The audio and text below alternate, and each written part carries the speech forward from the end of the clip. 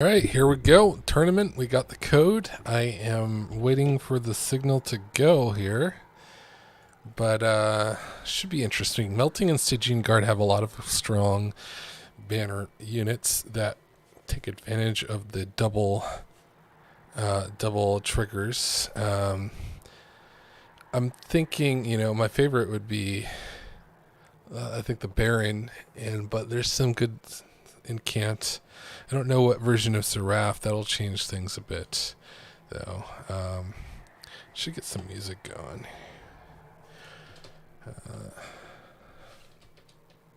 Oops. Yeah, I'm just waiting for go. I think we're about a minute before they say to start. What station should I do? Chill. Okay, there we go. I never figured my bots are gonna fight again because I never figured that out.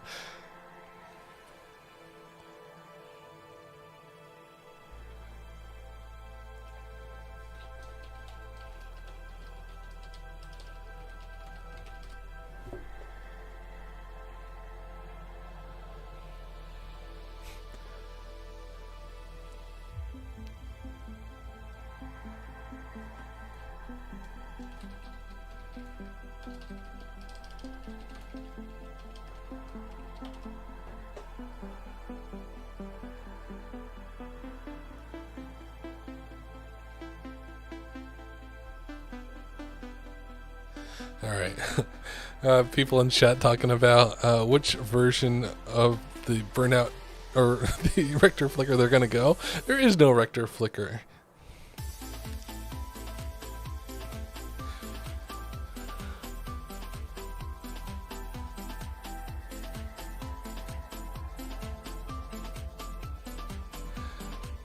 Okay. Yeah, it's hard to speculate without seeing the starting cards.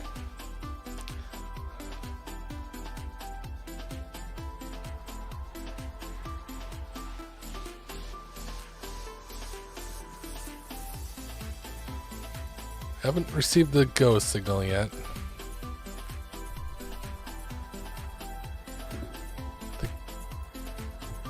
Should start any second now. Alright, it's time to go. Whew. Gotta take my time. I usually finish like 25 minutes.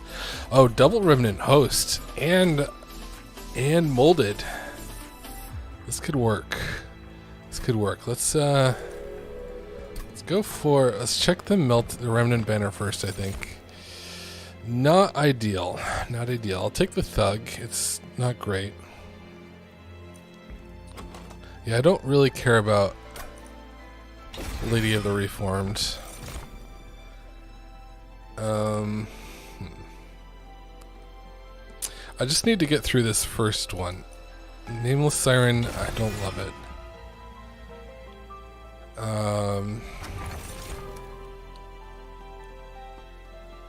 I'm gonna take Wing Steel. I need to get past those units.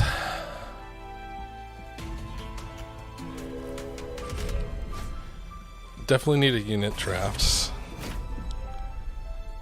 Might set up on an upper floor. Really depends on... Okay.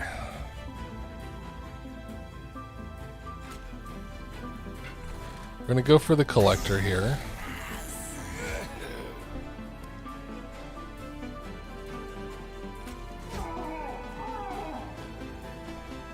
I think we're good.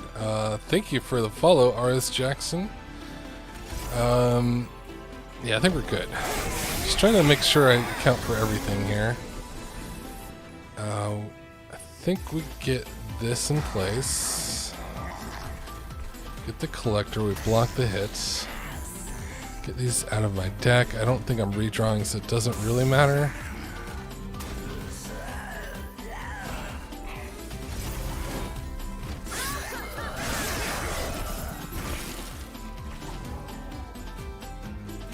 Probably save I don't really want to risk not having this, but I also want to incant, so I'm going to take the gamble. Darn it!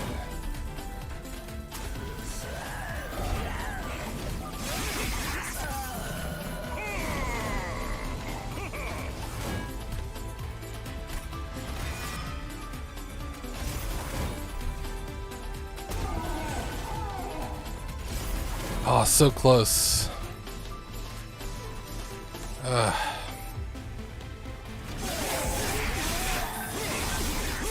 If I kept the ice tornado, I would have been fine.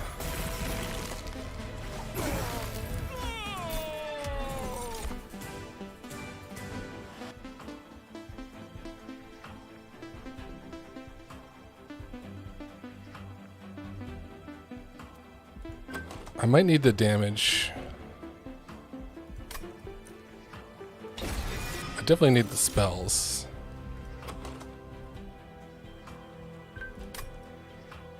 Good.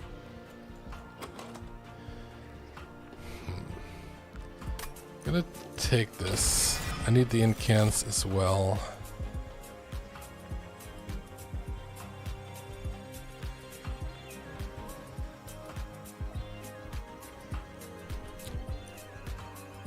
Do I set up? I don't think I take these. I'm gonna beeline for the Remnant. Wickless Baron is so good. I think we even remove Guard of the Unnamed now. Reduce the cost of Wicklash and consume one of these.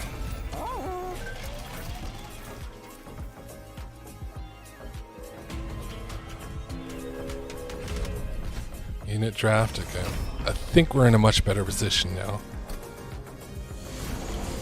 If we can live. Forgot about this guy. You'll take 2 hits though. You'll take 2 hits.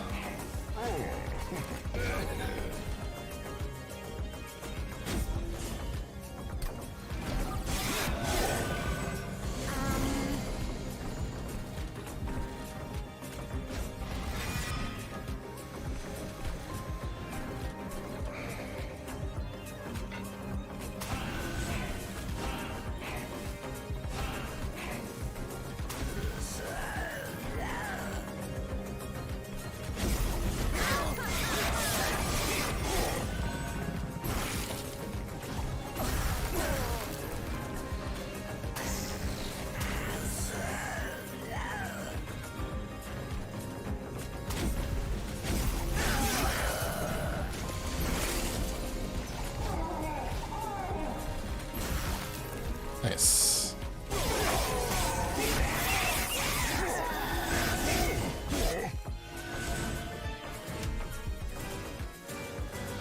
Okay. Definitely take the tomb. Okay. Skip. Gonna go for multi-strike and endless here. Let's check first. Multi-strike I think is definitely worth it.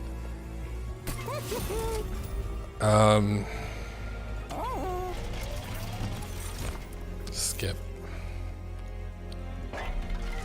I guess we visit over here first. Skip. I think removing this Paraffin Thug is pretty important.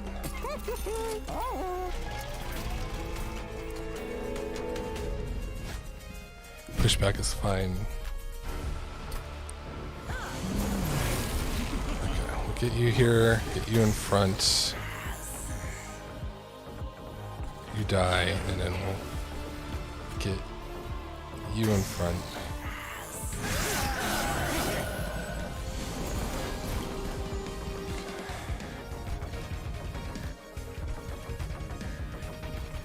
See what we find here.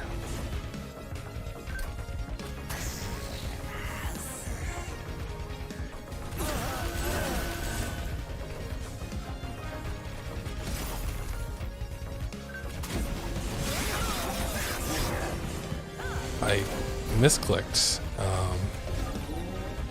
There we go. I think we're solid now.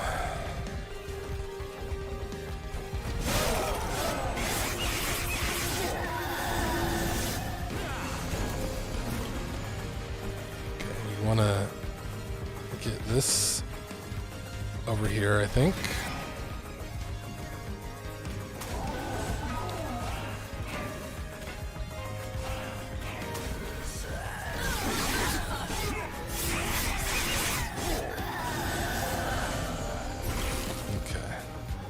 Or, I mean, I think we're good golden here. There's no early kill, but we're golden.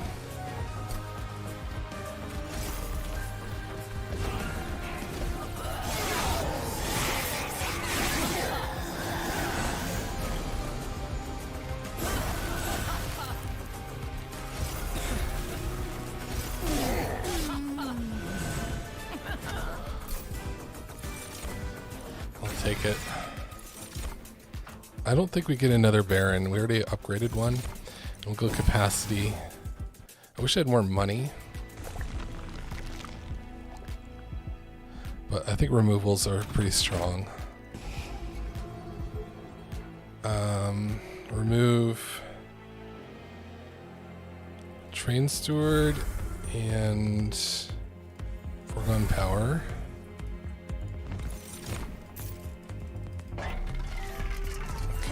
Reduce the cost of molded. And maybe I should have put permafrost there, but it's okay.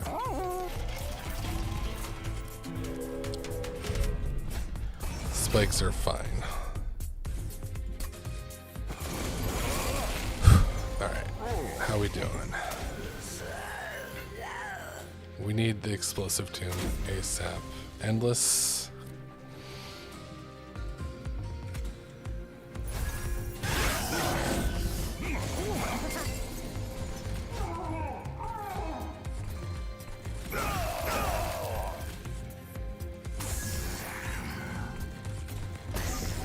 Missed the collector, that's okay. Okay, we're good to go, I think. Let's get you in here, get you out of here.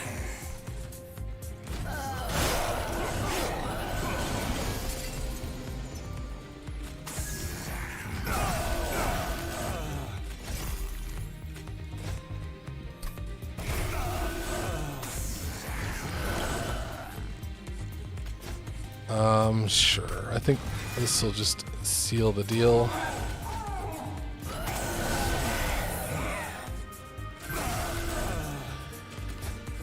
Okay, cool.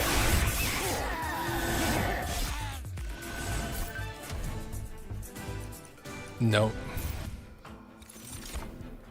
Yes. No. I think we duped the Siren, or the Baron.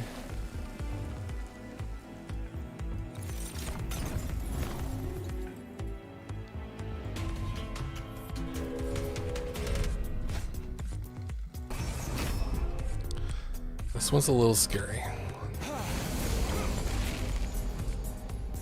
Yeah, we can't set up on the bottom, unfortunately. Might have to do this. Okay.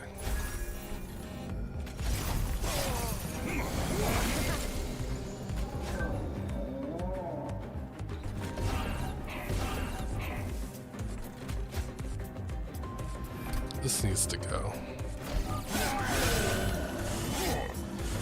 I might lose some ground on this floor, I think.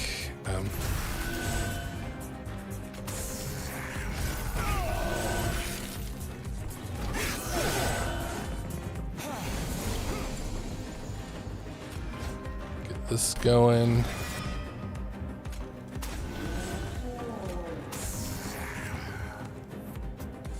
Get you out of here. Save this.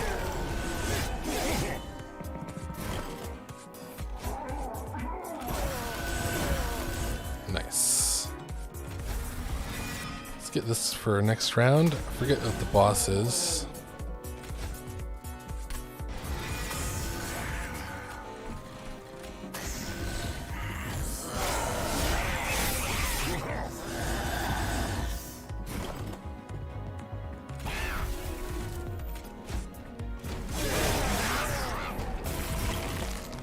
And we're good.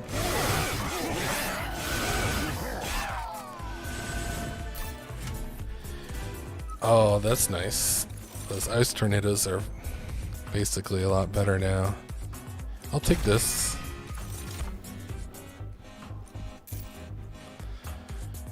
Okay. We really need unit upgrades.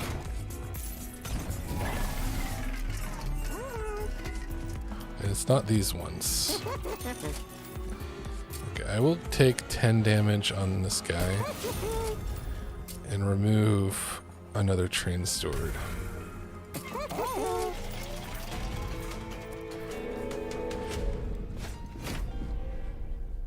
This is a little scary.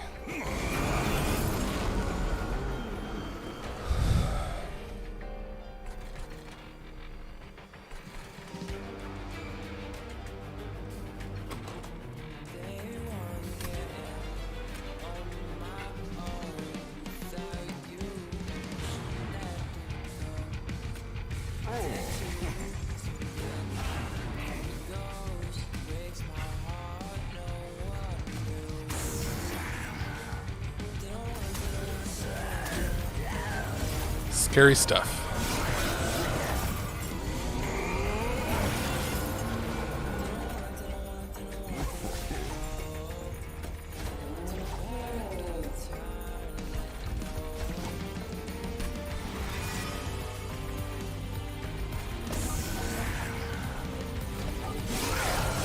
But we have the ice tornado for a reason. Spells in hand, okay. Whew. Living.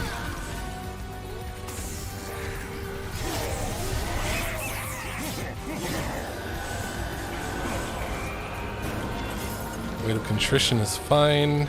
Let's go ahead and kill you. Might as well get some early damage in. You up here.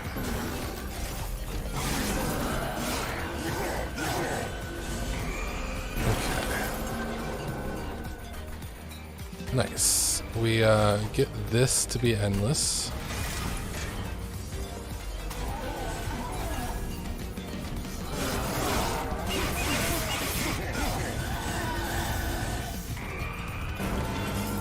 Weight of contrition is annoying. There's no way we get an early kill, so I'm not gonna try.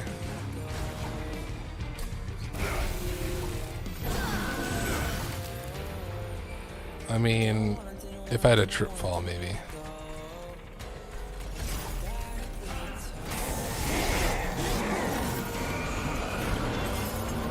But I don't. Yeah. Oh well.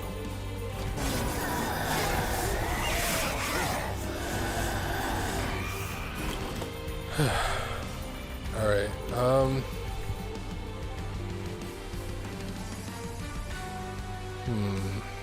well, I was just checking my stream here. I still have problems with my music, but I'm gonna turn off my music, so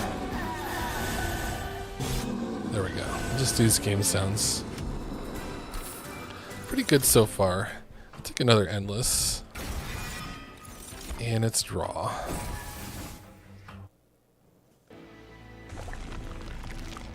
There are some artifacts that could be game changers. Units gain an upgrade slot. Maybe not one of them. This means stuff dies that spawn above me. I'm gonna save my money, I think. Remove train stewards.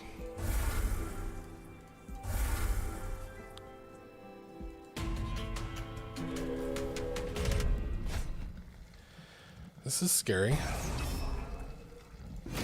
I might have to set up above. Definitely have to set up above. This is happening. Okay, I actually should do the math here. I have plenty of time, I believe. Alright.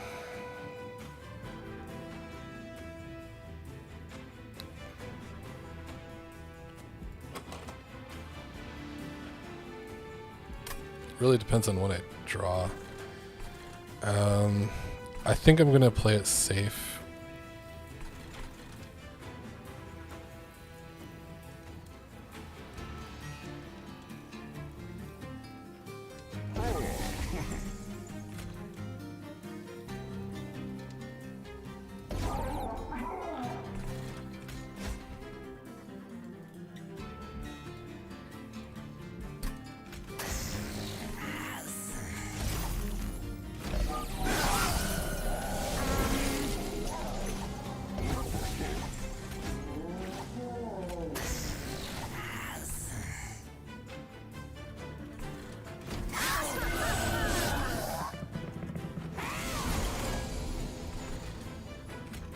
Okay, we didn't need to play it safe, I guess.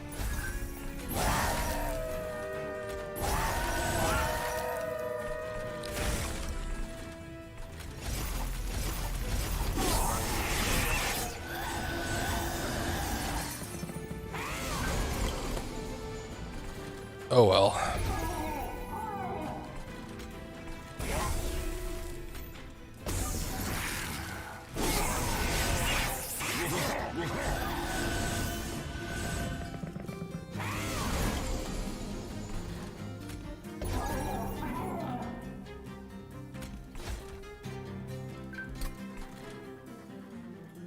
I think I'm fine no matter what I do. I kind of regret not sitting up in the middle. That was a mistake.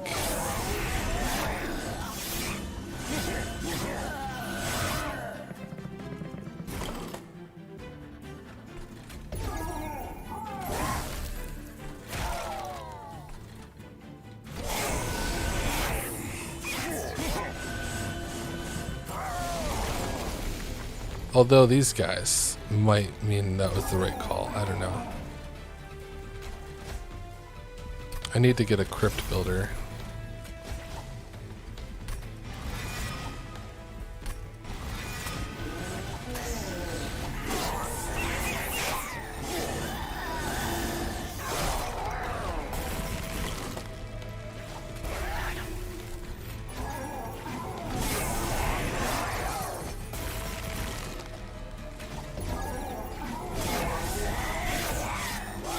Okay, so lost some ground here, unfortunately. I'll take another one of these. Skip this. I think we just go for the removals. Remove foregone power and foregone power. Alright,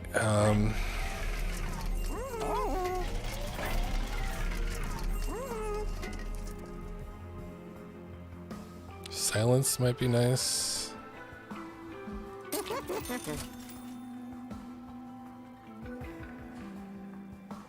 take that. Okay. Reroll for multi-strike. Okay, I'm not getting an early kill, but I'm just going to go for a bottom floor kill.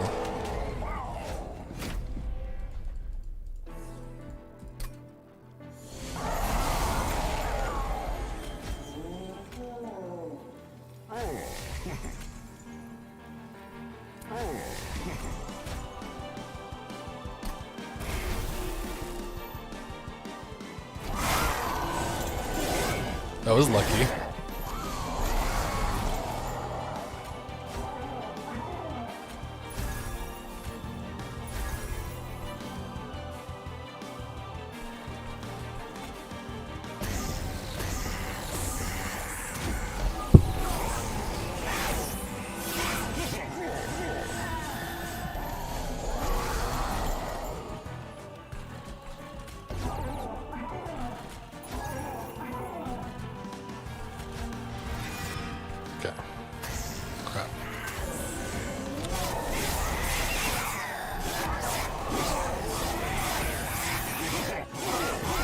Nice.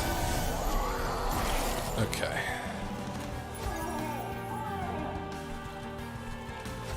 Let's get this going.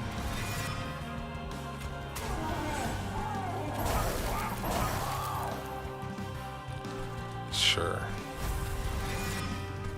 Let's get built up here. I think we got the bottom floor kill locked.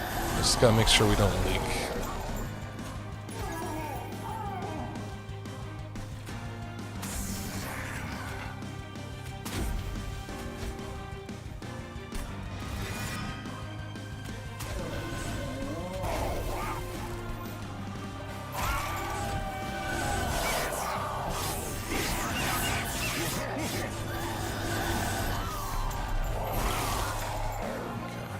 Get you in here.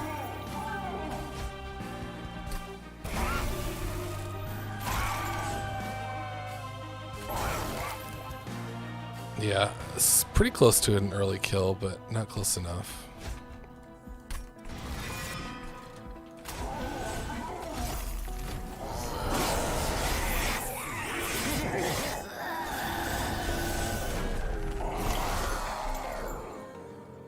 It would need something crazy to happen. I would need a drip fall.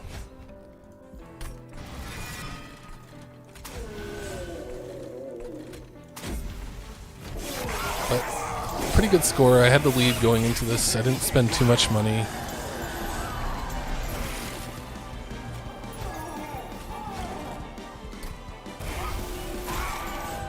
Nice.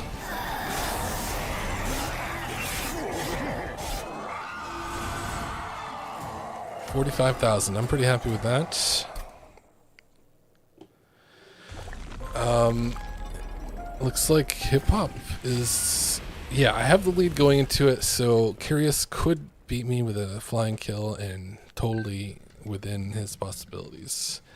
Let me go to the run summary here. And I'll stay in that screen. I'm gonna take a short break here while I catch up and watch the stream. So let me just recommend. Yeah, Sal was just not feeling well or something. He's not available this time, which is a shame. But yeah, I'd recommend checking out Gabriot's stream of this, which is what I'm gonna do right now.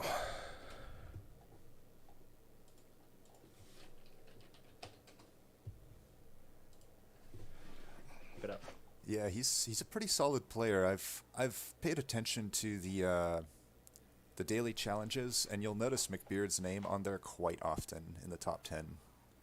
So I'm interested to see. This is an interesting tournament because with the sort of ridiculousness of some of these, how some of these challenges can go, I think people that do daily challenges might have a slight advantage in this tournament. I think we're also approaching a point right now where Loxy, being the person who's played a little more deliberately with his run so far, is starting to run into a bit of a time crunch. We only have 13 and a half minutes left. Right. And he's working on the Ring 6 battle. I'm definitely not going to save a lot of time in those final fights having to think about the lines of play and the number of game actions you need to take. Right. In the, he's actually a little bit, well, I guess the Crypt Builder might, okay, Crypt Builder did save him. I was going to say he might not even be able to kill Arcus on this floor, but yeah, he had a lot of spell weakness stacked up. And that's actually one of the problems I find with a lot of these spell weakness decks. There's a lot of math. You got to think really through, like, how much spell weakness do you need? You have to make sure you're not playing any AoE spells or, Ice Tornadoes on accident, and that can slow you down, all that thinking. Also might need to watch out for... Oh, good.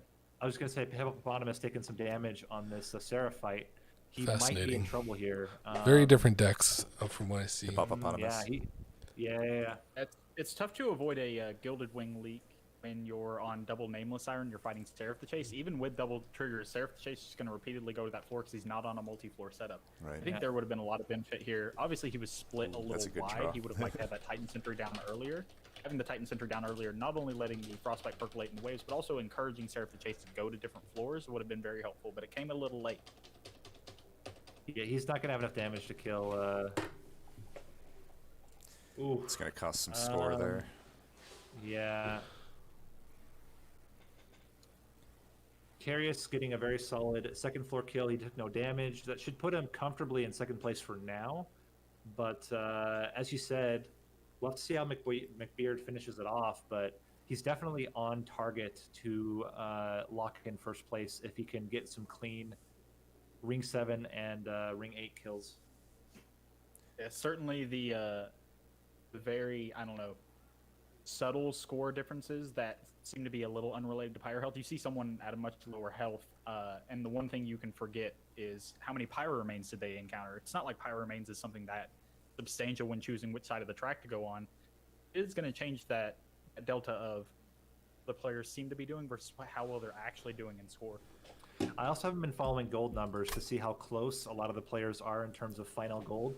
But when we were talking like between first and second place, we have what, less than 600? No, 650 point difference. Right. Gold could make up the difference. Definitely. I'm pretty confident that all of them are going to finish the run. It's going to come down to score, Right. who qualifies or not. And it'll be close here. I mean, I believe other than Hippopotamus, I don't think anyone else has taken pyro damage. And he might die here. Yeah, this is going to be close. He's got a decent amount of frostbite. Maybe he can... He can bring back a survive. solid unit here. Right. I think he's trying to decide between playing the tornado or bringing back a unit. Yeah, I think bring back the unit. It's going to give him better chance here. Oh, there's burnout on that. And as far as I can tell, McBeard did abandon the possible Gift of Gratitude Memories of the Melted combo. Don't think he's going to need it as long as he has a couple good fights at the end to lock up first place or second place. But could have done something pretty insane. Maybe even set himself up in a scenario where he could have lost on Seraphite and still actually pulled into top 4 here. So we did see Hippopotamus. He did, unfortunately, lose right at the end, but he did get a lot of damage onto Seraph. We'll have to see if it's enough compared to how some of the other players are finishing it off. So he'll sit in third for now. We still have 3 more runs to finish, and 9 minutes left. It is getting a little bit tight on time for some of these players. They may have to abandon. Yeah, Loxy also encountering an interesting scenario. May seem weird, the difference between how fast Narninian finishes run and how fast Loxy is going through. I think a lot of that's not actually attributed to how deliberate players decide to be at each stage of the game. So much of it is this Loxy went for this Lady of the Reformed build, which caused him to have to really think about which floor he was setting up and the turns in which he could play his units early. Because if you have those units burn out just one turn before Lady gets hit, run into a world of hurt. Yeah, and already he's having some problems with unit leaks on Ring 7. Yeah. And it doesn't get any easier with Seraph. Nope. There's some chunky units there as well. So have to see if his build can actually sustain. I think it's reliable in terms of killing the bosses, but he's really struggling to clear these early units. Seems like a lot of players went for that Remnant Pact, and I'm not sure it's doing them that much good in these early cycles. It is at the very least just a single incant trigger if you really, really want to just throw it away for that. But I've seen a lot of value in these actually being put on tombs that people want to reanimate or drafts so far. Seems like it's just been a single incant trigger there. Yeah, he's also been putting Wicklash onto his Nameless Siren, and I'm not convinced that's a good path to go. Especially when you get into Seraph, you have to get 3,000 damage, and that's a lot of hits on a cleansed Nameless Siren. Yeah, it's doesn't matter how big interesting. your tank is if your damage dies after 5 turns of burnout. I think I also saw Carius go with the Wickless holdover. I get the idea. It is like hard to scale against Chased, but yeah, I have to tend to agree. I don't know if Wicklash would be the most sort of high value holdover. I'd agree also. I think it's very, very possible that we see a fight here that comes down to a Relentless with a massive Titan Sentry, and in the end, it just ends up being Titan Sentry trying to hit Seraph for Right. 5 or 6 turns before dying.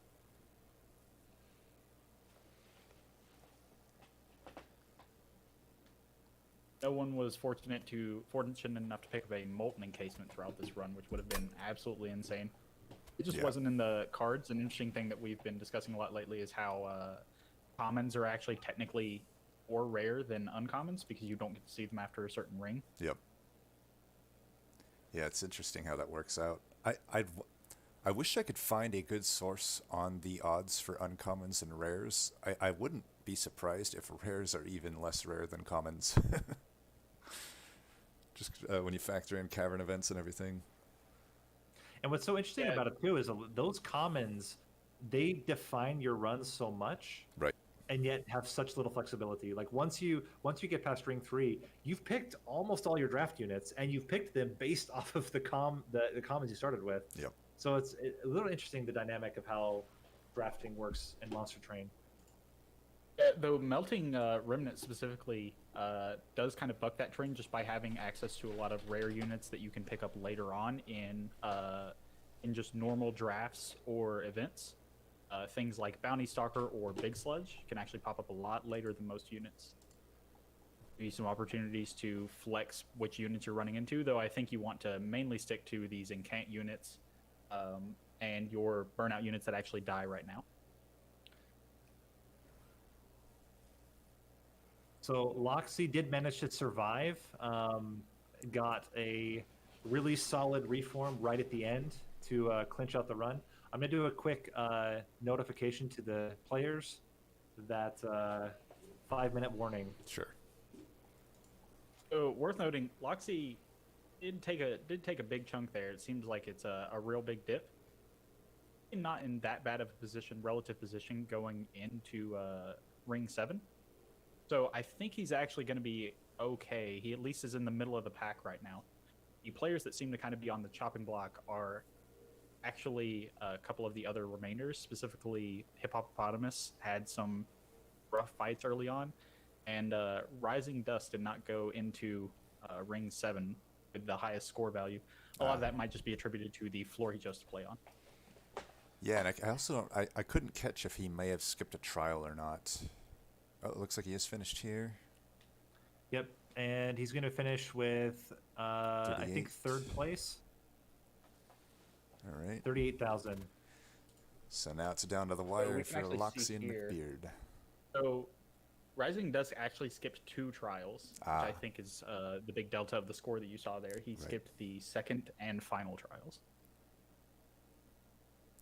May not have just felt that the deck had enough punch in it to get him through at that point, though I think in this format, especially just given the double triggers, there's a lot you can really do in those first couple fights, and something like trying to just kill on a higher floor and taking the trial, trying to kill on top floor with your heavy trigger deck and taking the trial, I think is going to be worth generally more than skipping it. Right. Not only do you lose the bonus points from taking the trial, but also you're losing the rewards that you would get off of it. I think one important point about this one as well, and kind of goes back to this discussion around, do you try to go for a Silophyte setup, is the cleanse also reduces the amount of spell weakness you're going to get. I think given the setup here, I don't know that a flying kill by spell damage is even feasible. Yeah, I think you would have had to go harder on it, like put your multi-strike on Silophyte, dupe it, and just thin the deck out so much that you're really drawing into Ice Tornadoes and Crypt Builders only. And that Gifts of the Guard I as also well. feel like the better chance to have generated a flying kill would have been on Fell. It's going to be a little bit tough to do against Seraph the Chase, Right. mainly just given how thick the waves are. Like, Yeah. obviously, he's cleansing the debuffs, but you need to clear out the waves to make space to attack Seraph the Chase, Right. while also maintaining that spell weakness, and that's going to pull you in 2 different directions as he's cleansing that debuff. So this is really going to come down to the finisher here. We have very, very, very close between 3rd and 4th. It's all going to come down to whether he can get a bottom floor kill here, I think. If he gets 2nd or top, he will not have a high enough score to clinch out 4th place. And Nate, do you have access to the final score for Hip Hop Hippopotamus? Yeah, his final score is 31,657. 31657. Okay. Yeah, so it looks like where would the squeeze point be here? The squeeze point is going to be right above Rising Dusk. So you're looking for right around 39,000 points. In here. Yeah, you So can he get needs- you get 10,100 if he can clear the bottom floor kill. I don't think he has the deck to do it though. I think we're gonna see him sitting right in 5th place. Yeah, Not it to looks like the mention- Lady of the Reform was just a bit too clunky. He's also only Yeah, has yeah. about 200 gold, so not a huge push, or not getting too much from that gold for score. And he's got 1 minute left. I mean, it might be iffy if, let's see, that's 97 by 2. So he'll have maybe, how many more waves is there? 1? 1 more wave. Yeah, I don't know if, well, maybe the Devourer of Death, maybe. I don't think he has hitting enough. He just capacity barely brought it reduction on back. that bottom floor- Yeah, hitting the capacity reduction on that bottom floor was just, it's just a little too Unfortunate. bad. He needed another damage dealing unit. Yeah. Looks like there's going to be some. Also, I'm reminding myself that we gave them go ahead 1 minute late, so actually he is still within time. If you're watching, yeah, we're good. 1 more minute I got on my timer. Yeah, I think everyone is perfectly fine. Again, Narninium with the speed run coming out there. Yeah, setting Really the only pace. slowed down starting in Ring 6. Both Narnini and Carius known for playing pretty fast and pretty effective. So we don't get the bottom floor kill. I think that already knocks him out, but let's see if he's able. Oh, he's going to end. He's going to end on time. That makes sense. And that will be Narninian, Carius, McBeard, and Rising Dusk progressing into semifinals. Very, very tight race. Very, very tight game. Yeah, a very. I got to congrat every single participant here. This was, as far as these challenges go, not an easy run by my estimation, especially the chased fight. I'm going to go ahead and update the bracket if you guys want to keep. I'm going to jump Talking over here. since I'm actually playing in the next round. Sure. And Makes I will sense. Talk to you guys later. Good luck, Nate. Yeah, well, thanks for hanging out, Nate. No problem. Yeah, I think what we saw there was a lot of trying to balance a distribution of frontline and backline damage, and multiple intertwining synergies that don't quite mesh well together. You know, trying to use chump blockers as frontliners while also trying to generate armor for the on your incant tanks. Trying to generate incant triggers on your backline units while also trying to make some kind of backline or frontline that was very reform based, burnout based. Move people in a couple of different directions. A little unfortunate just there for people who planned on getting certain floor kills and trying to really, really space out their units. The floors that people set up seemed to be very, very tight in that they didn't have a lot of flexibility of having that one extra capacity loss from Covenant 20. What are you actually going to do about that when you were very deliberately planning on playing, you know, 2 capacity unit, 2 capacity unit, 1 capacity unit? There's just not much you can do. I think what a lot of players needed to do, and the ones who were successful did pull off, was splitting up into 2 different floors on runs where you couldn't really afford to play everything on 1 floor, or in fights where you felt like you needed to do a little more damage over time. As it turns out, having that higher floor to actually clean up waves to insulate you from leaks when you're very incant heavy, along with the bottom floor to get early kills in relentless fights, was probably the way to go. Right. All right, let's go ahead. I think we'll want to jump to quarterfinals Group B here. And if you want to do that, hopefully we can get the graph to work this time. I think it will. sure. I'm gonna pop over here. I would like to speak. On Discord because I can't read Discord. I would just wait. You will see the notification pop up. If your Discord highlights, that means it's time to go. Normally, It's the only time I'll ever. what's the word for it? I'll at everyone in order to tell them. Everyone. So But I can- can I make Discord have sound or anything?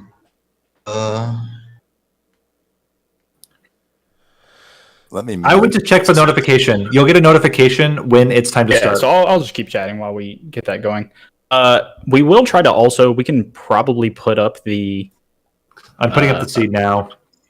live and updated version of the graph Gabriot's later on. Twitch, the chart wasn't updating.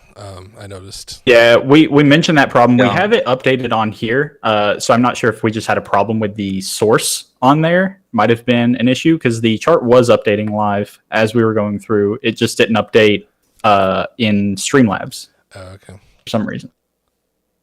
So I'm not sure what would have caused that. I have had it occasionally where unless you have the window open, Streamlabs won't update. Like if it's in the background, even if it was linked, it won't update. I've had that happen before. Hopefully we'll get that going in the subsequent rounds. I'm going to go ahead and set up the next graph, and we'll see if we can actually get it going this time. Sure. So if folks want to go ahead and stream their screens, I can update the names for this next round. I've also put in the seeds, just so you're aware.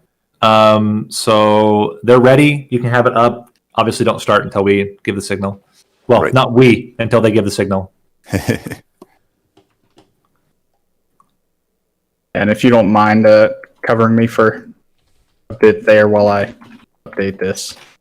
I'm just going to scroll back up to something that I said earlier, which I believe was, oh boy, am I glad I'm not on this one. That's my worst clan combo. And then...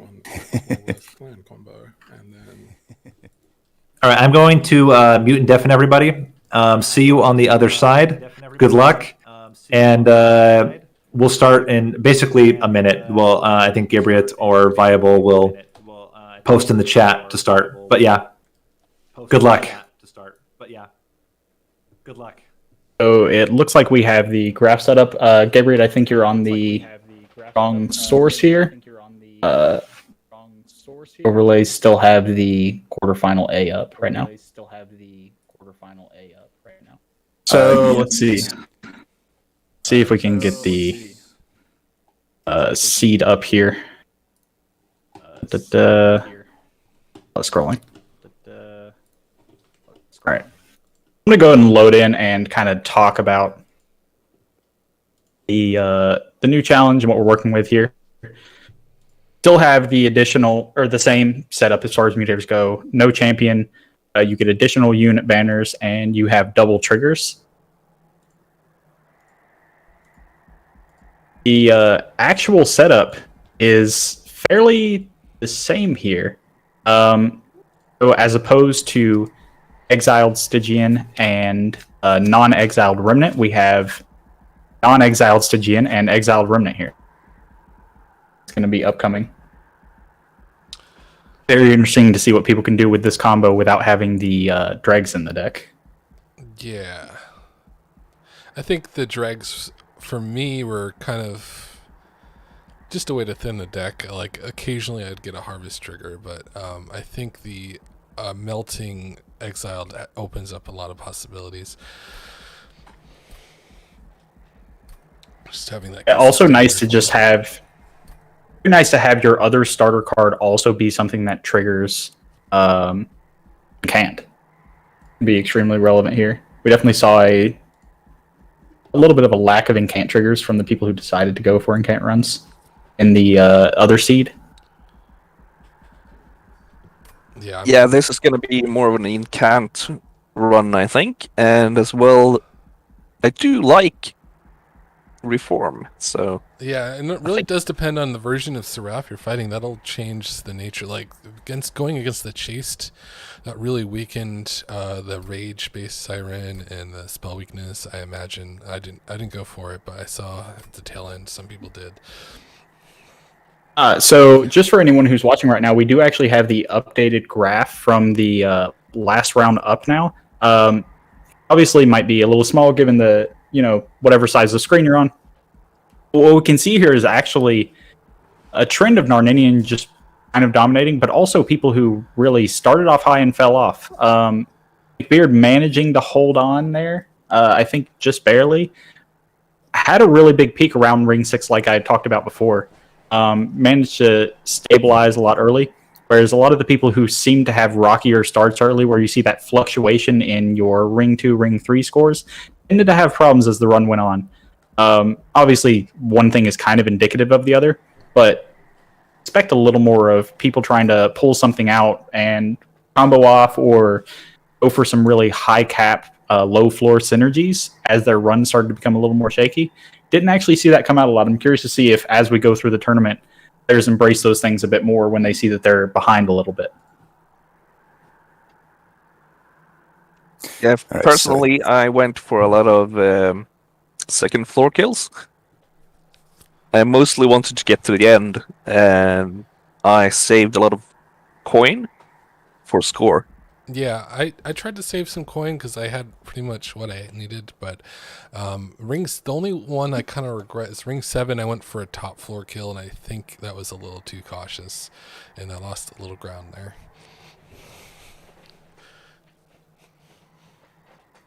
Hey, you still did I bad. think we had a really, really big jump between the players on Ring 7. Some players who stabilized, some players who really thrived, and some players who struggled. A lot of that's going to come down to once you start hitting those double tank waves that also include relevant backliners. Like we were talking a lot about the shade wings.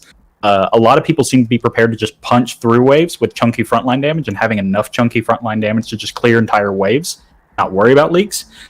But once we got to the stage where that frontline damage wasn't quite enough to deal with things like Gilded Wings, what are you going to do about the Shade Wings in the backline? I think a lot of people lacked targeted damage or AoE. Is anybody able to tell Wally to get his MT screen out? I think we can start once if he can pull up that screen. I guess, yeah, he wouldn't be able to hear us. I will see if I can... Yeah, Ring 7, I had an issue where I needed to draw into a specific card to be able to set up on Ring 2, and I didn't want to risk it. And I drew it, so that's why I regret it. Seemed like the safe route to go. I knew I had a score lead, so it was... I had an easy time in Ring 7. I think I drew everything I needed when I needed it. It was just smooth sailing. Yeah, I had an easy time. I just, on turn 1, I didn't have the cards I needed. It was likely I'd get them, but, that 25% chance of not getting it would have been kind of devastating. Do any of you guys already have Wally added? I guess I could just throw a message in the channel, and we can let him know that way. Oh, right? yeah, the tournament chat. Yeah, see if you can see that. He just needs to click that monster train window.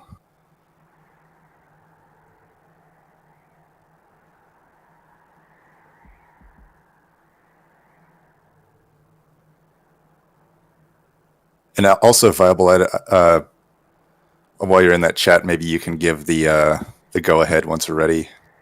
Yeah, I will. I'll just stay in here, and I will let people know once we get Wally's gameplay up. All right. Okay. All right. We ready to go here? Oh, he's back. There's something. He's derping again. All right. Oh. Okay. I guess, yeah, he's just staying in that screen, is what Bane is saying. So I'll just go ahead and give the go-ahead. You ready to start the timer? Sure. I am ready. All right. 5, 3, 4. Oh, yeah, you go that. You do the time. 3, 2, 1, begin. All right, and we're off. Let's see what we got going here. Probably the most impactful moment of the whole run right here in this limbo. Oh, yep. It is temperate. Okay. I think that's fine. It shouldn't be too hard to deal with. Gabriot, I'll cover commentary for a sec if you want to roll over and see if you can scroll over the quarterfinal B data. Perfect. That way we get...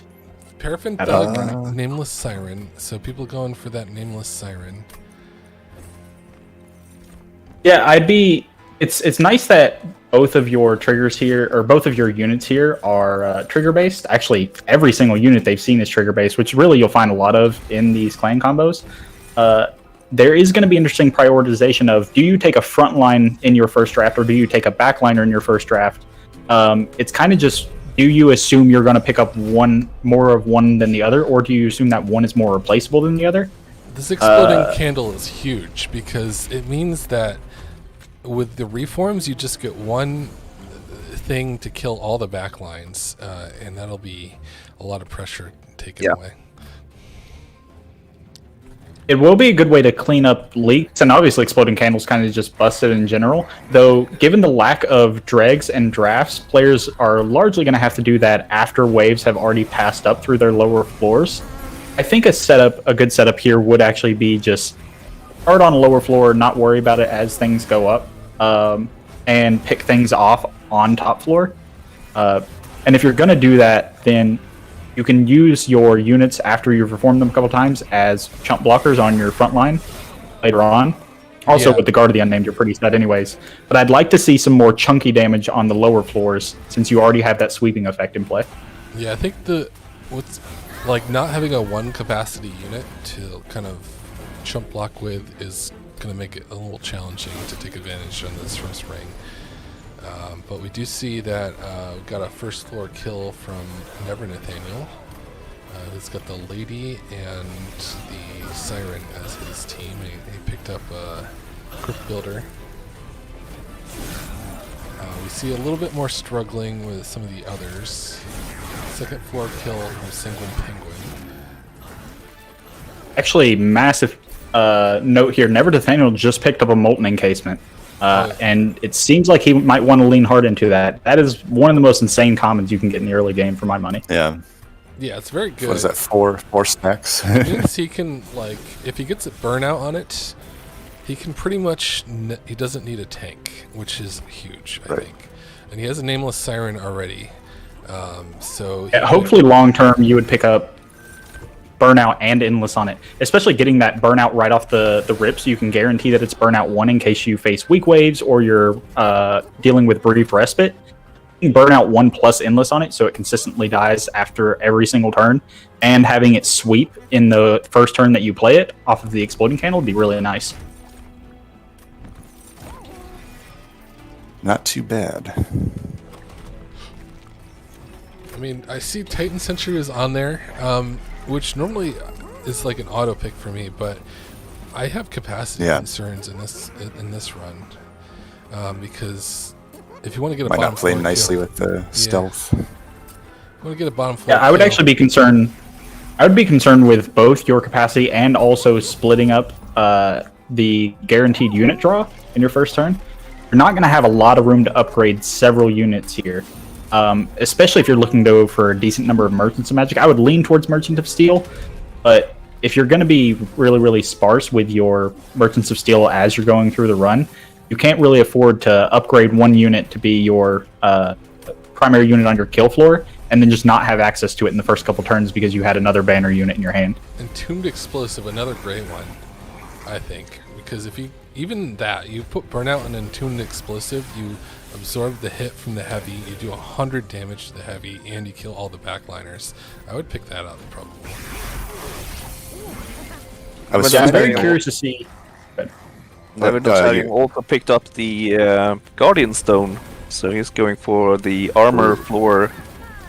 Yeah, I'm not sure about that.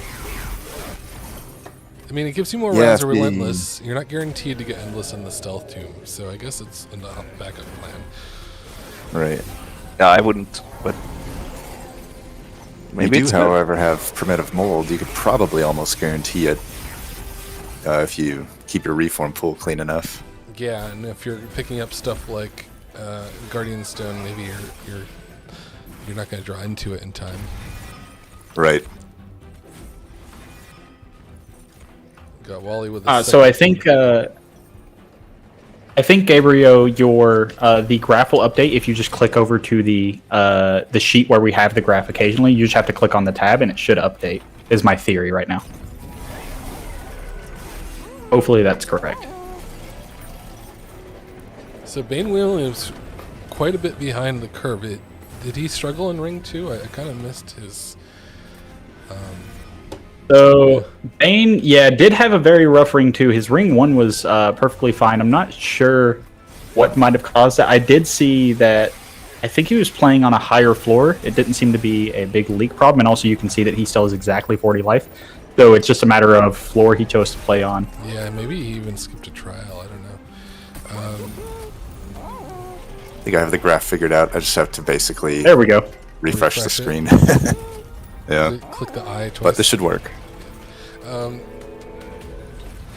Never Nathaniel setting up on bottom. So he's running a lot of units. I don't know about that. Like, he's got his incanter on the second floor.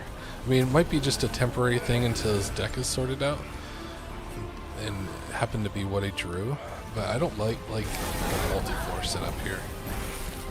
So it seems like he wants to use that Nameless Siren to plug up leaks, and then he's just going to chump block for it on his reformed units. The problem is, I'd be a little bit worried about not being able to get the Relentless kill on bottom floor. I mean, even if that Titan Sentry has an insane amount of armor, it's not hitting very hard. Yeah, I mean, it looks like he's going for a floor 2 kill. He's got Endless on the Titan Sentry, so it'll be able to tank for the Siren if it lives. Oh man, he's got I see. He's got Wicklash. So Siren of the Sea with a Wicklash is his Relentless solution. He's just nice. A nice little strategy you can enact with reforming is to set yourself up on a high floor early if your deck is very setup heavy, which Stygian and Melting Remnant both tend to be, and then trying to reform and swap your plan on a dime and go to a bottom floor for the Relentless kill. Very, very good strategy. It's definitely something you had to practice and plan out a little bit. Yeah, Dripfall is another option. Stygian doesn't really have any sort of floor changing mechanics to help with the earlier kills, but Dripfall is pretty cheap. It's a common though, I believe, so there's no chance of getting I think we're passing the point. Yeah. Yeah, we are going to be passing the point to get that. Yeah, ring 3. Looks like Penguin has the third boss defeated. So does Never Nathaniel. capacity here. Yeah, Penguin pulling ahead though. Yeah, Penguin had a solid qualifying. He's like commanding lead on one of them. He's been practicing. Yeah, I think he's got a very solid understanding of what the units and strategies he's going to be looking out for. Now, I would like to see people generally go for Light-O-Seraph here, and also set themselves up to where you have one extra capacity beyond how you plan out your kill floor. Negate that problem that we saw in the last run, which was getting that random capacity reduction on bottom floor and losing your ability to kill on bottom floor, but also for the fact that you can just throw extra copies of not tombs of what are they? Oh my gosh, the statues. Holy cow! Tombs. A Guardian Stone. Oh, the Guardian Stone? Yeah. Just Guardians. anything. Like, even if having extra capacity, throw Train Steer down there, and it has burnout, so it does AoE damage. Yeah, so I think having players just accept that there's a single one capacity unit which you might not be relying. Oh, totems was the word. So having those totems which you don't rely on as a key part of your strategy, and then playing with one extra capacity, just so you can be prepared for the capacity reduction on bottom floor.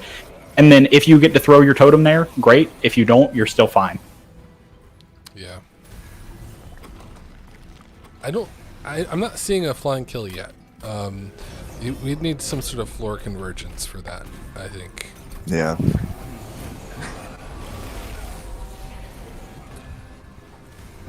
Or a 5 dupe on the Entombed Explosive, Never Nathaniel style. Not sure if people that's caught pretty that good. run. Yeah. It's pretty solid. It was interesting. Interesting, I think that we don't see any pacing strategies in this run. So, Narnia, the thing we observed a lot in the last run was how players chose to use their time between some of the early rings and the late rings varied wildly. A lot of players were a little more deliberate early, and then tried to set themselves up so they could just have insane runs later where they could kind of just play on autopilot. And some other players, I think you primarily, really tore through those early rings, giving yourself a bit more time to think about all of the game actions and sequencing plays that you might want to make in those later fights. Yeah, I'd like to say that that was deliberate, but that's not necessarily Hey, honestly, true. we figured it wasn't. We figured it wasn't, but we were trying to hype you up for chat. Thanks for ruining it. Nate's really struggling here. He's leaking in clipped guard. Yeah, these clipped guards can get you by surprise, especially if you take trials. It's a few trials. Yeah, I think that it's really make them a pain. specifically that first wave that you encounter with the tank popping up in front of him. It's a real power spike in the middle of that fight, and given the pacing of the game up to that point, I think you need to have some plan to deal with tanks that's not just pure damage output. You can deal with that first wave against the clip guards. I guess it's the third wave against clip guards, and I don't see a lot of that here. Worth noting, if people did have Grip Fall or Frenzy Swarm, you could actually prevent the resolve triggers. It's interesting. Penguin did go with a calcified ember, I believe, is what he selected there on that cavern event. Wally I suppose it makes sense. Wally actually went for Light's Gift. I just noticed that. That's interesting. I think the candle is so strong. Yeah. Against the Temperance specifically. Free AoE. Especially. Yeah, strongest remnant artifact. It feels like you're going to lose a lot of value off the Light's Gift. Again, the core strategy here seems to be clean things up with the exploding candle and set up your kill floor on bottom and just pick up leaks with your burnout units, anything you've reformed. Actually losing a lot of value off of Light's Gift there, just not allowing your units to die to the backliners as they go up. If they don't die, you're actually losing damage output. So you can see on our handy dandy graph that is working here, Nate and Wally, or Nate was up there, but had a significant point drop on that ring 3 or the ring 4 fight due to those leaks. Penguin is still commanding a lead, but as we've seen with that ring 3 to the ring 4 transition, it could go either way. So a lot of games still to be played here. Peanut Jack actually away to a nice lead here. Yeah, worth noting and we will have this fixed for next time. The legend on the right side of the graph is off, but the main thing which you would reference would still be the colored borders around each player. Those are correct. So if you're looking at the graph and you see that purple is spiking, it's going to be the purple person with the purple border, which is Peanut Jack. Ah. But nice to actually have it running this time. So Peanut Jack in front, not Sanguine. Yes. Yeah, thank you for that catch. Referencing which color each player is going to be the best thing here. Right. Yeah, we're still trying to figure this out. We made a lot of changes to the stream. Big fan of a lot of the things we've done here, but it is a big hassle to try and get it all to work perfectly the first time. Yeah, I think the next rounds here we'll have it all going a bit smoother. So apologies for some of the technical difficulties, but we're in a good place a big now. delta we're going to see right here is going to be between the players who are on Molten Encasements or Entombed Explosive builds and the players who are not. Specifically in the ability for those cards to just let you play bottom floor and play on autopilot in the later fights. I wouldn't want to worry too much about my bottom floor, so going for a stealth or some like massive Entombed Explosive build can really, really help you just alleviate a lot of that pressure on bottom floor and just worry about cleaning things as they go up to those next two floors. Yeah, this bottom floor is not looking great for Never Nathaniel. But he has plenty of reforms, at least. So he can get Peanut Jack has a very solid deck, it looks like. So we actually saw a big jump there in the in Ring 4 for Enigma, coming out of Ring 4 actually in second place on the pacing there. Yeah. Nice big jump. Definitely going to see a lot of players spread out as we approach Rings 6 and 7. It seems to be that 8 is where you've kind of stabilized to deal with some of the larger tank units, these 140, 190 health units, but going into Ring 6 can be a real problem for a lot of people. Might be it for Never Nathaniel here. Uh-oh. He's, I mean, maybe, yeah, I think it's... Maybe he can that looks stack bad. in a front fight. Oh, that's it. He's done. He can handle 2 rounds against the boss, but that's not enough.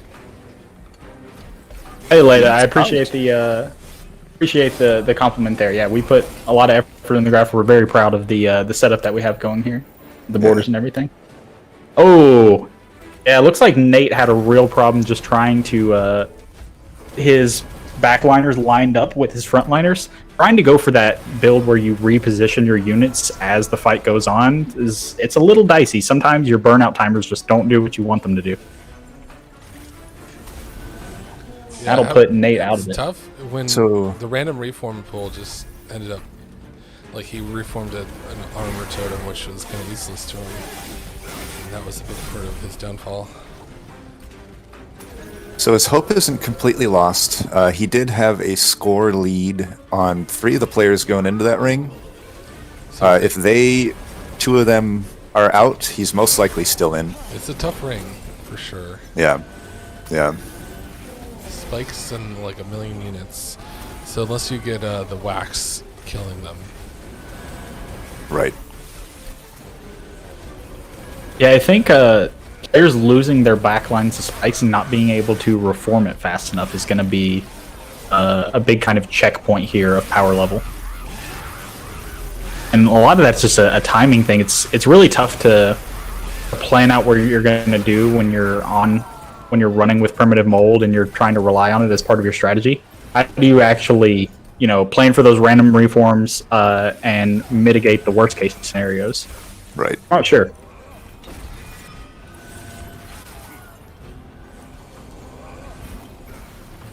Updating the data here. Interesting build from Sanguine Penguin here. He's got 2 armor totems. Interesting. Yeah, I would just try to lean so hard in on that stealth tomb, and then like I don't know. I mean, obviously endless maybe wasn't available, but if you could give it burnout, that would be my armor solution.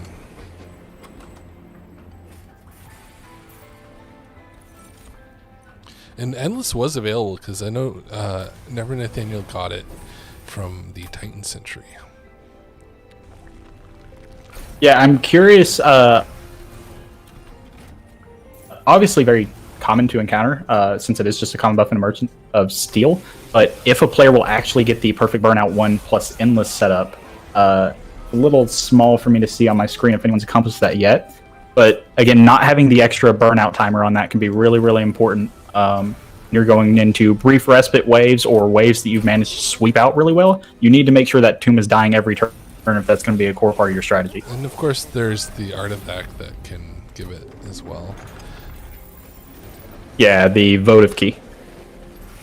Votive key going to be extremely powerful in this combo. Oh, it's the votive key is the endless one. I forget the name of the artifact. The one that the burnout one. Yeah, melting spout. Yeah, that's it. For the tomb units. Yeah. That provides not only the ability for molten encasement to do everything you need to do with endless, but also for players who are on entombed explosive builds. Once you have that plus 30 health on your entombed explosive, it does a reasonable impression of molten encasement alongside an actual good tank to allow you to not take hits at all while you're throwing your tombs in the way. Yeah, that's a good point. I will say Melting Spout is one of those artifacts I have undervalued a lot. I think I've had too many bad experiences with it. Like, no, I personally always kind of scared of Melting Spout because if I end up wanting Burnout 1 on some of my other units, but I then want to enlist them either by buying Endless in the shop or having it with Votive Key, you might end up in scenarios where that Melting Spout forces you to have Burnout 2 on a unit, and then you can't get that unit to consistently die on brief respite waves or against waves that you've swept up pretty well. There's a big difference between having your Molten Encasement or Entombed Explosive trigger every turn and having it trigger every other turn because you accidentally gave it Burnout 2. Yeah, I think you don't get it. If you already have Burnout 1, it's more of a way to making sure you get Burnout. There's corner cases where you might want it anyway, but I usually just don't pick it up then. Yeah, I could see scenarios where you want to build up bigger tombs if you're not on stealth or clearing things out with a tomb explosive. Instead, you're running something like Remnant Host and you don't care about harvest. You might want to just build up that Remnant Host by letting it actually reform a few times to be absolutely massive, or just give it the ability to tank an extra hit from a boss and then die the next turn and then provide you with the drafts. That's 3 turns of blocking on the Relentless fight.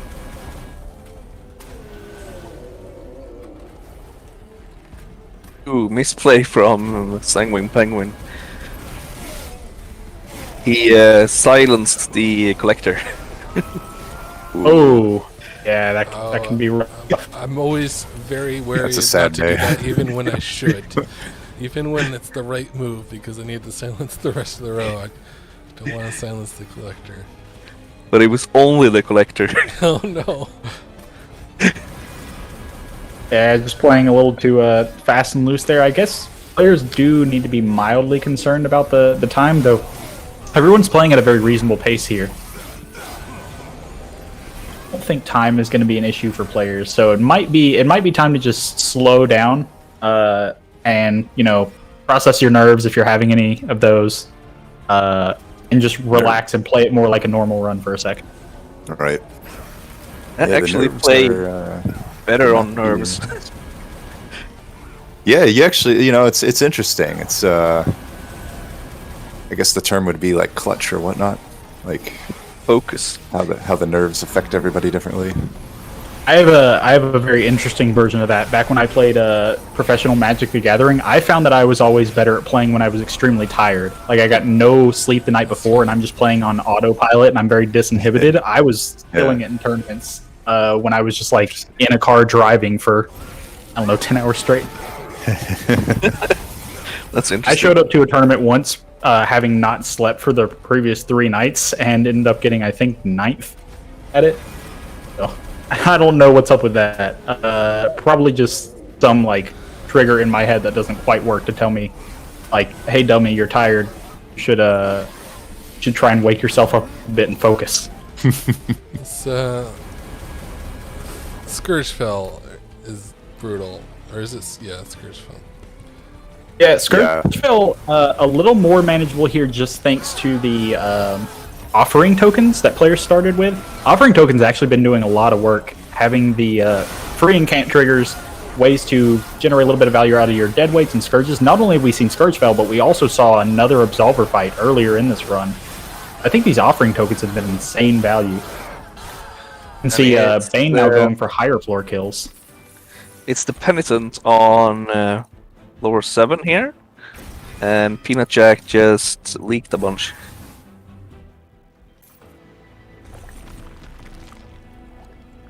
Yeah, I wonder if that's gonna. So I know. Let's see, peanut. So, pretty widespread between those who are doing well and those who are not doing well. So I think the cutoff is going to be in that latter category. So it's actually going to be. It's not clear who's going to get removed, other than Never Nathaniel. Yeah, Bane actually coming out with a really, really solid Ring 6 fight there. I'm not sure if it's going to be enough to catch him up. That still does leave him a bit behind because he had some rough fights earlier. But he decided to just play a little bit slower, play on a higher floor, and actually, preventing leaks seems to be a real key here. I think all players have leaked at least a little bit. At least almost everyone.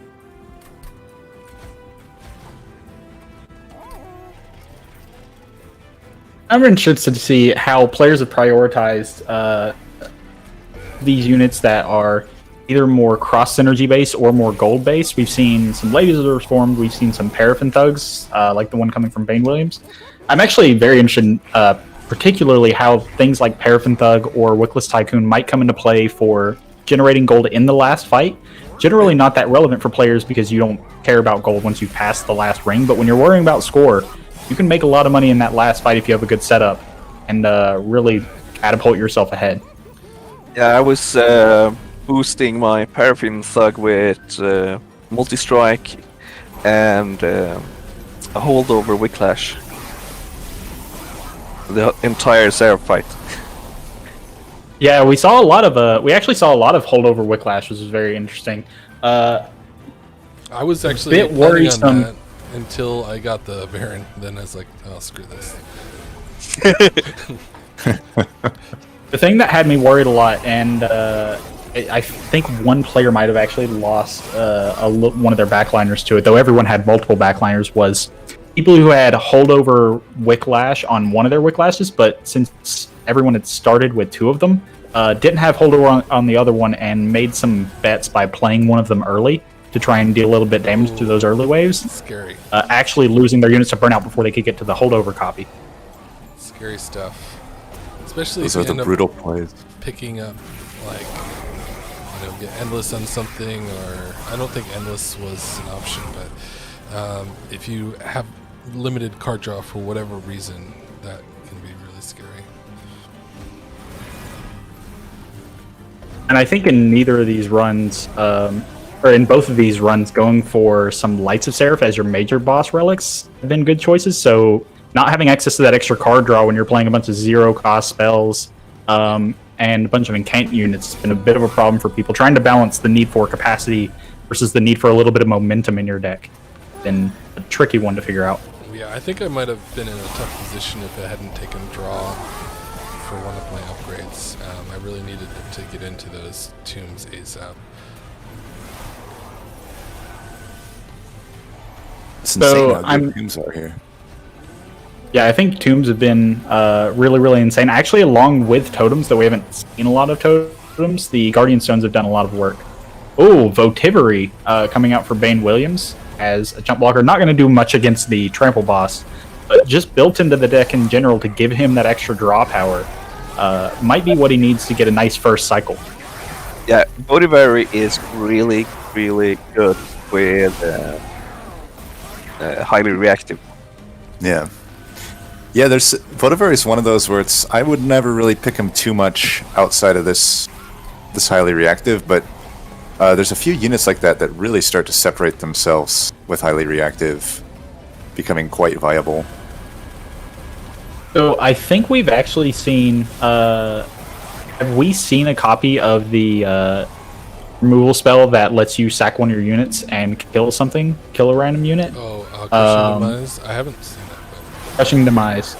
I think if there was a copy of it, there might have been an opportunity for someone to set up some kind of infinite combos using Votivary and highly reactive. That might have been worth slowing down a little bit for. If you can set up an infinite combo in this format, you're pretty set, even if it takes you a while. Cover Yeah, 25, though, is so hard. It's like so many cards you need to remove. Peanut Jack just got the bottom floor kill on Seraph. Oh, nice. So Yeah, that's another big jump. He was really behind going into Ring 4, and actually especially in Ring 5. But these last two fights for him have both been insane. He's starting to pull ahead now, or starting to pull up into it. At least. So 43. he's got 43-7. respectable score for sure. Yeah. 40,000 is if you take bottom floor or top floor and take every trial, and you have like 200 gold. What was Peanut Jack's final score? An update for everyone. 43,700. All right. Display. Yeah, I think Bane might have a good shot actually to get back into this. Again, his score pacing, as you can see early on, was rough, and he's still in a rough spot. But I think you have to consider is kind of the trajectory that players have had over these last few fights, and he's been spiking up here. So it's kind of between Once Wally and Bane right now, unless Enigma has a lot of trouble in this Ring 7. Yeah, I think if he does good in this Ring 7, then he is right at the top. He's got a really good score going into Ring 7. I think Bane has gone for a very good setup for his relentless fights with double Guardian Stone and Titan Sentry. An insane amount of armor up to a certain point will actually just kill whatever you need to kill, even if your backline damage is not good. Also having the flexibility with the Guardian Stone, like we mentioned before, to not worry about where your capacity is reduced and play on bottom floor, and just exclude one unit if you have to. I think he has a lot of flexibility and a lot of kill potential on bottom floor, even just with small damaging. Well, he has stealth, double stack stealth as well.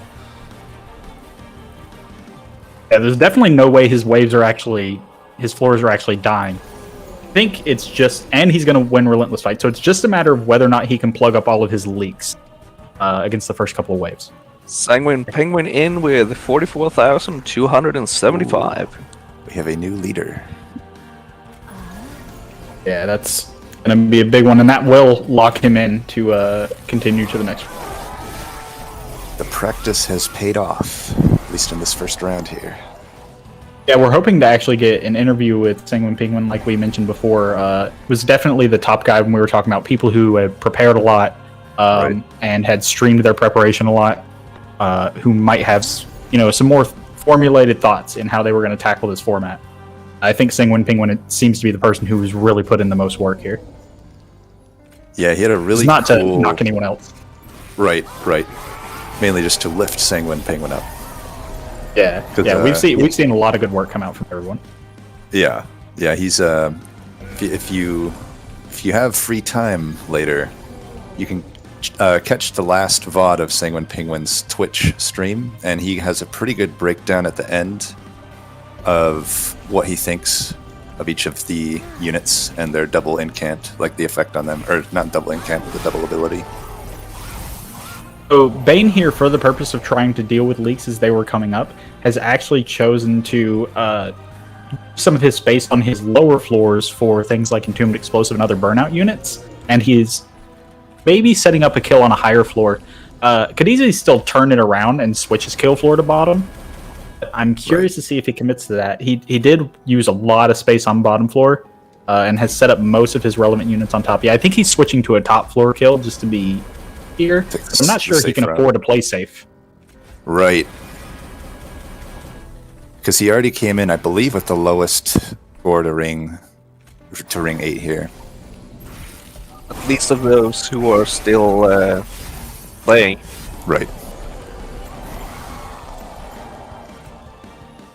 Looks like he has leaked as well. 59 Pyre. Well, I guess the fact that he's leaked means that he probably made the right play there in trying to invest damage into lower floors. Though it's possible he should have left space coming up here into a problem now where he can't actually afford to play his Entombed Explosive on his top floor, or even just a random burnout unit to get an extra exploding candle trigger.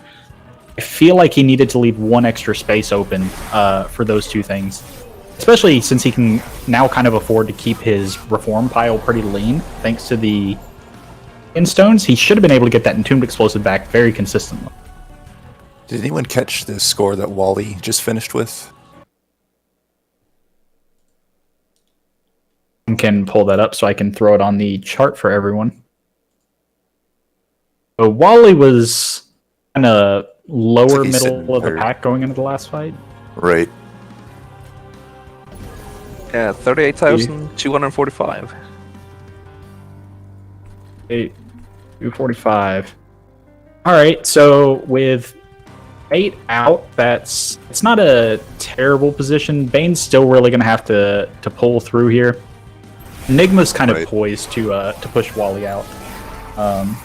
It's gonna take both of them to knock him out. I think he's probably feeling pretty good about his position. Enigma's probably making it. It's probably between Bane and Wally right now, it seems. I feel like Bane is going to have a big problem. He had a leak and he chose to play on a higher floor to mitigate the bigger leak that he might have had. It seems like he set himself up extremely well for a relentless fight. His ability to actually deal with waves might have been a bit lacking. Yeah. A tough thing to balance both of them. The players who were really successful here recognized very quickly that there was a lot of defensive capabilities in this setup, just in all the random cards you saw between the Molten Encasement and the Guardian Stones, the fact that we have highly reactive on, and they just prioritized having a nice array of damage dealing and ways to deal frontline and backline damage. And Bane just seems to kind of lean a little too hard into making sure his relentless fights were guaranteed. Lost a little bit of his ability to actually punch through damage. Yeah, this is one of those where I think if he was already having a score lead, this might be a little more okay, but I think given that he really has so much score to make up here in this final ring. Probably the aggressive play might have been more, giving him more of a shot here. Yeah, at the very least, I would have liked to see one more backline offensive unit, something in the vein of a Aimless Siren or Siren of the Sea, or even just trying to set up a more offensive-based burnout unit. But kind of lacked that a little bit. He's relying on a lot of little small ticks to win these relentless fights. And again, I don't think he's going to lose a relentless fight, but the uphill waves that come up, you're not going to win on score. Bane's Seraph is going to Pyre. Oh. Ooh. Did not notice that. Well, this is a long, relentless fight. Like I said, that extreme defensive setup. He ran into a little bit of a problem in this fight where he got his Molten Encasement late. Also, he had split up his higher priority defensive units between 2 different floors. Right. It's like Wally's in. Yeah, Wally is in with that. So now we'll just see if what Enigma can do here. It's just about seeding now. Yeah. Can anyone give me Bane's final score? Let's see. 395. Yeah, so I think I like the setup that Enigma has here. And actually, if you see on the top of your screen, Nate going for the replay, the setup that Nate is kind of building, again, recognizing that you have good front line already and just trying to make sure you have backline damage. That's part of what cost Bane his relentless fight there. Actually, was he had the most insane setup defensively. He had a busted setup for relentless fights, short of the fact that his units weren't dealing enough damage. Matter if you can tank Seraph for, I don't know, 30 or 40 turns if you're only doing 20 damage a tick. We actually see Nate on the replay running into a Nameless Siren, which is that nice hybrid unit. Right.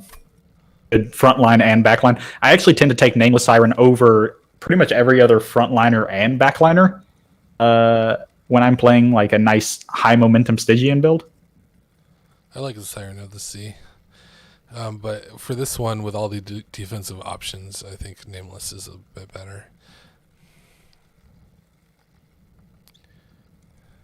We'll just see what Enigma bumps into. I do like the gifts for the guard in this build. Think that given the defensiveness, your early cycles are a lot more important, and gifts for a guard will cost the value of your later cycles. It also costs you the ability to set up some more combo-y things with Melting Remnant. But if you're mostly just worried about leaks from those first few waves, gifts for a guard is absolutely busted. Yeah, it's also a really nice incant gas. You're guaranteed, as long as you want to play every spell, that's 4 incants for 1 card. Yeah, which will really, send something like your Nameless Siren or Siren of the Sea off a cliff in terms of their damage. I mean, that's a big spike in 1 turn. That'll actually let you kill Gilded Wings in that first cycle. Right. Even without the actual spell damage from the increased magic power, the rage and the extra incant power is enough to get you there. Yeah, even if it just gave you primitive molds, you'd still get there. It's a nice thing about gifts. It's also pretty nice to combo Gifts for a Guard with the ability to freeze cards via Preserve, or put cards back in your deck for value with Offering Token. You can float around those upgraded spells until you actually need them if you don't need them at the moment.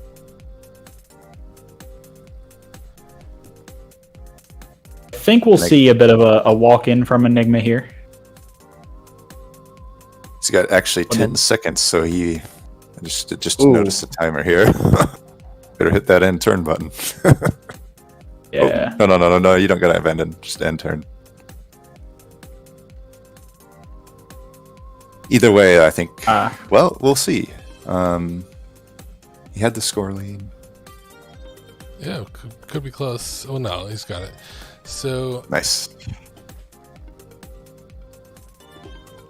Getting it close. So the first time we really had a timeout, really. Yeah, I think a lot of that it could be maybe a preparation error. I think the thing to consider when worrying about time is how many individual game actions do you need to interact with, and how many triggers do you need to interact with. Those kind of things can slow you down, even if you're straight up pace of play is very, very crisp. So players who didn't really practice every single combo to a great degree might not have picked up on those subtle differences between how long it actually takes to just play out turns from certain combinations of clans. And Melting Remnant Stygian is one of the longer ones for that in general. I mean, Melting Remnant, probably the most triggers, sequencing interactions, and most game actions taken of any clan. Right. So that'll put Wally's score out to 38-245. Oh, wait, no, that I already had that one. Sorry, it was Enigma. Enigma out to 40,215. Something in the chat that I gotta mention. Those 5-minute warnings. We don't hear the ping in game because we are deafened. That's a good point. I'm curious how we want to handle what's the way that. to do that? If anyone has any suggestions of how we can notify players, because it would also be a little tough to expect players to repeatedly check any messaging system to see if that 5-minute warning goes off. Yeah. Yeah. So we'll try to figure out how we can accommodate that for you guys. So we do have the schedule pulled back up here. The leaves us with a little bit of time to work on and prepare that. Here the players are going to go ahead and get themselves set up. So I don't know. So I'm going to just keep talking about the run, Gabe, while you set up the Could brackets, post if you don't who's mind. in the brackets. So first off, the fact that we ran into the same combo twice, though with different starter cards making a big difference, you could see that players had a lot more punch there with switch the up. triggers, not having those dregs in the deck. Oh, gonna switch to... I think we need to switch to the other channel already, or did we want to go ahead and do that? Let's see. Yeah, we can go ahead and do that. Let me...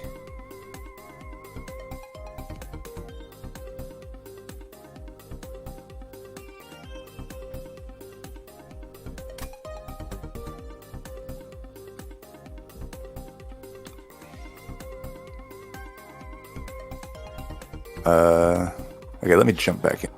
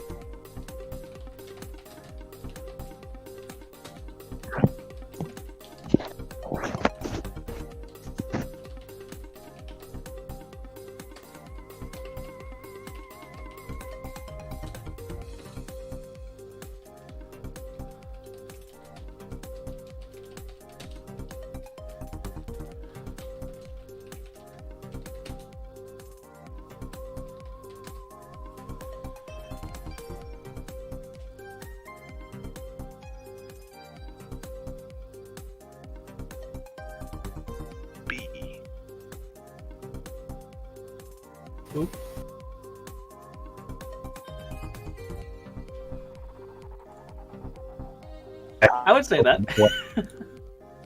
Holy shit, I actually made it.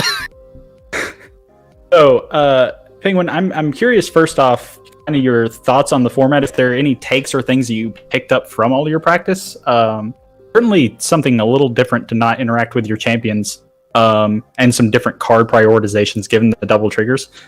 What are some things that you've picked up on this format, the way it plays out, the way you need to pace your deck, and also how your power curves kind of escalate? Just any thoughts that you have on the way the format tends to play out relative to a normal Monster Train run? I mean, I think it's generally speaking a very unique format, right? Like you said, there's no champion, so you don't have that that net, right? That saves you if you don't get something early on. That's good. So what I found in this, and I'm gonna just talk general strategy because we could talk a lot in depth here. But the thing I found most is that you need to find strategy early on and just commit to it. Whether it's great or semi okay, you just need to be on it. And it's very hard to be really flexible in this, because if you're looking for something specific as far as units go and you don't find it, then you've committed like 4 floors of looking for something and you just have nothing, and then you end up losing. So with that, the units that tend to be really good are those in the combinations we just did, right? Stygian and Melting Remnant, because there's so many monsters or units in there that are carry potential. Whereas in like things like Hellhorned, it's a little bit harder to commit to a unit early on that can actually carry you. So I'm actually curious, when you say strategy, there's obviously a lot of different kind of macro strategies that we encounter in Monster Train runs, and you really have to lean hard into those in Covenant 25 in general. What kind of strategies are we playing towards? I've seen a lot of players brush up against combo decks, but then choosing to forego them. I've seen a lot of players focus a little bit more on setting up a strategy for what's your kill floor and what's your sweeping floor. And some players kind of just ignore that and go for individual card power level. What are the kinds of strategies that we're worrying about? Is it more setting up a floor? Is it synergy within the deck? Or is it something a little more combo-y to try and generate high point values? I mean, that's all. It always depends, right, on the run.